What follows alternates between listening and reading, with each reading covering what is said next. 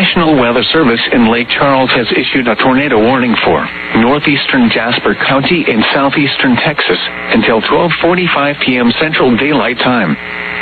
At 12:33 p.m. Central Daylight Time, a severe thunderstorm capable of producing a tornado was located near Brownell, or 9 miles north of Jasper, moving north at 60 miles per hour.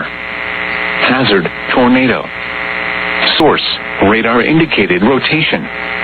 Impact: flying debris will be dangerous to those caught without shelter. Mobile homes will be damaged or destroyed.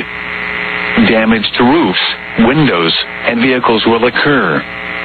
Tree damage is likely.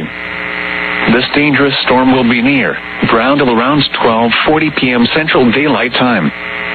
Take cover now. Move to an interior room on the lowest floor of a sturdy building. Avoid windows. If you are outdoors, in a mobile home, or in a vehicle, move to the closest substantial shelter and protect yourself from